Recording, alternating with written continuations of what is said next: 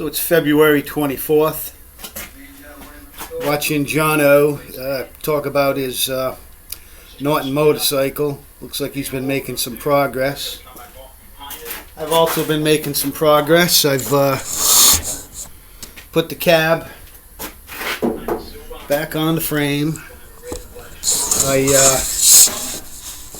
pretty much got the frame painted almost all the way to the front.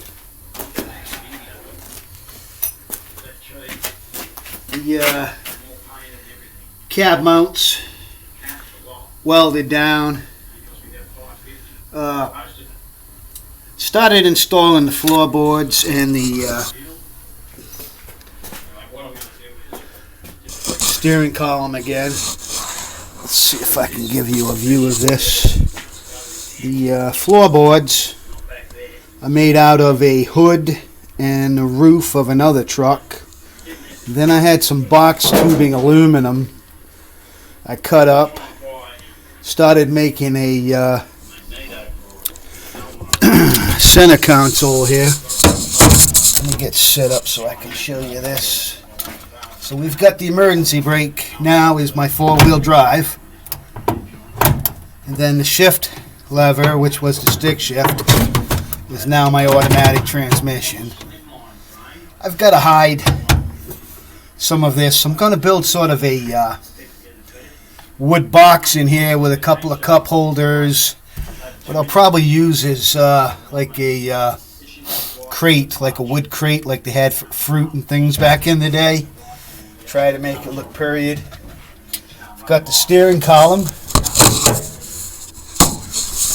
in and working. You might have noticed that the wiring harness now goes down through the tunnel and is under the seat. There's the ignition switch. That's going to be built into the console, the ignition switch.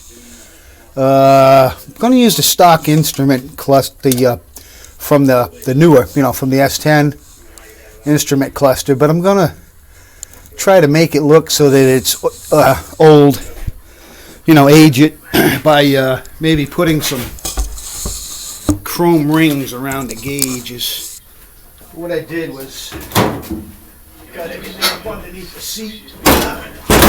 There, seat's heavy, man. So, still kind of a mess under there, but I've put I ran the extra wiring under the seat, and I'm going to make up some brackets under here, and I'll mount, because you got your fuse links and relays and things, and that'll all be mounted on brackets. The ALDL, so you can hook your computer diagnostics up, and then the tail lights and everything will go out through here, out to the rear. But I've been making some progress. Again, the firewall, I used some of the original bolt holes and made that up. And then I'll use a seam sealer. All this will get seam sealed. It's amazing how this truck, this 36, but the seam looks just like the 42, the cab almost. As far as where there's actually wood blocks. This is wood right here where the door, somebody had replaced it already. But I'm gonna make this out of steel. The door frame, I'm gonna make all that out of steel. No wood. Won't be any wood. That's the reason why a lot of guys didn't play with the Chevrolets, because of the wood. It's a pain in the behind. Fortunately, by this time, the only wood that was left in them was the A-pillar and a small block that's down here where the two pieces of the floor come together. There's a wood block under there. That's in good shape, believe it or not. Just some of the materials I've used. This was from a window, a commercial window that we took out in front of a store.